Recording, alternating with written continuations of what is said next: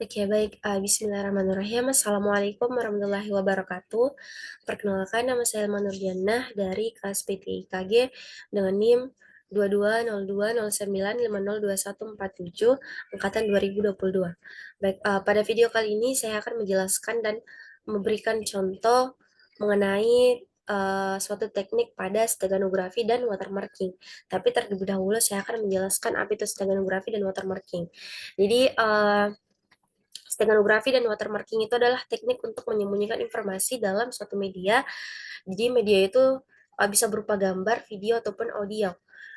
Steganografi ini lebih kepada menyembunyikan informasi sedemikian rupa sehingga tidak terlihat oleh orang yang memang tidak berhak untuk melihatnya.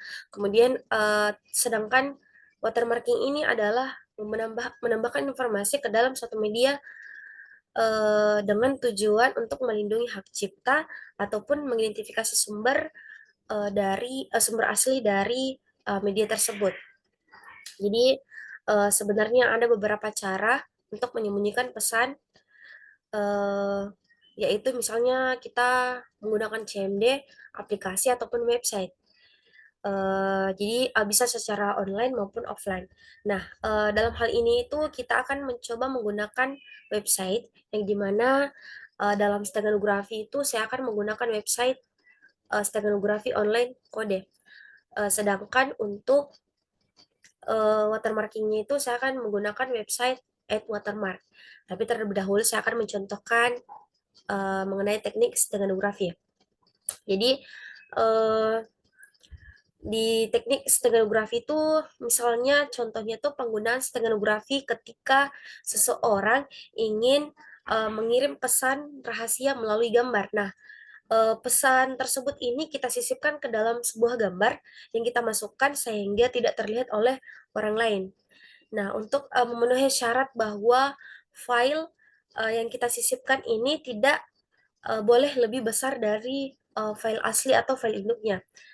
Nah, maka kita perlu teknik sebuah teknik maksud saya di steganografi yang kita harus menggunakan dan memperhatikan file tersebut. Nah, caranya bagaimana? Yaitu dengan menggunakan salah satunya dengan menggunakan website ini. Jadi, semisal saya di sini memberikan contoh, yaitu saya akan menggunakan sebuah foto. Jadi di sini kita juga mengenkripsi dan mendekripsi sebuah media. Langsung saja kita contohkan. Misalnya di sini saya akan memilih gambar logo. Nah, di sini saya akan memberikan sebuah password dalam deskripsinya. Memberikan password yang lebih mudah. Kemudian saya akan menambahkan sebuah pesan yang bersifat rahasia, yaitu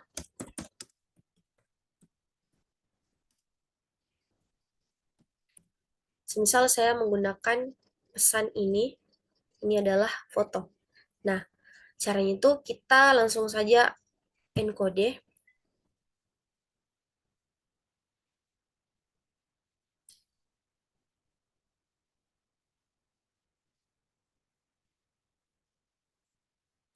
Maka otomatis filenya itu akan terdownload. Kita coba buka.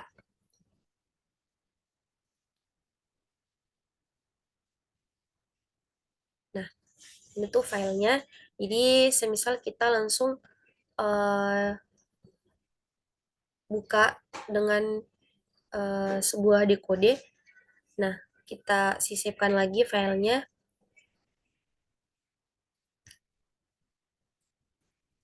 Kemudian kita tambahkan dengan format encoded yang sebelumnya. Kemudian kita masukkan passwordnya.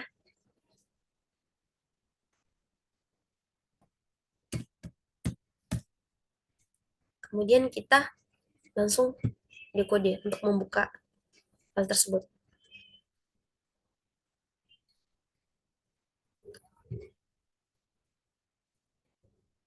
Nah, jadi hidden messaging itu sukses di mana di bagian deskripsi itu langsung menampilkan sebuah pesan yang telah kita tulis pada eh, proses enkripsi eh,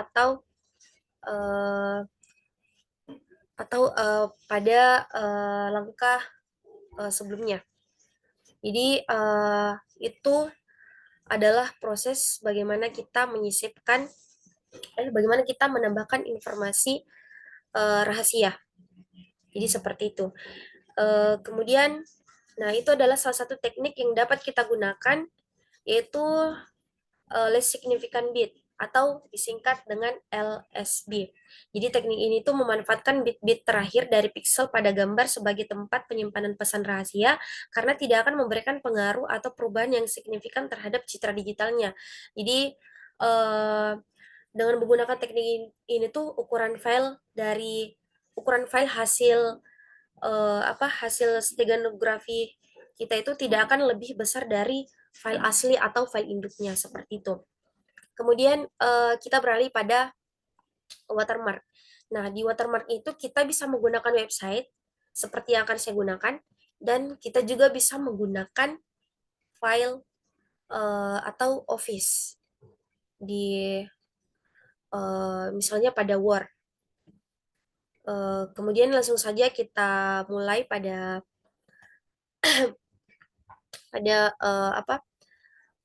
untuk websitenya, itu kita select file, kemudian kita tambahkan medianya. Nah, kita ambil contoh dari gambar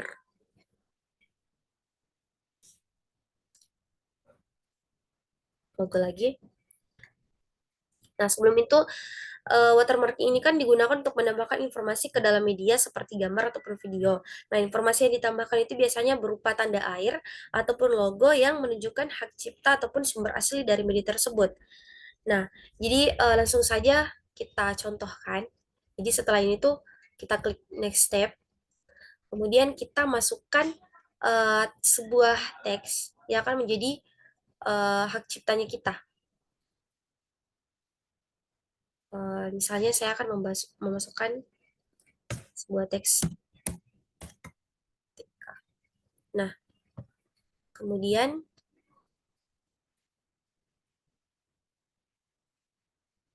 saya simpan.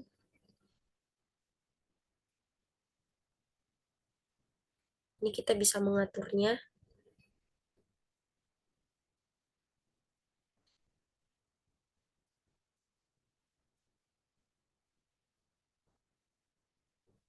Oke, kemudian kita klik next step lagi dan watermark image.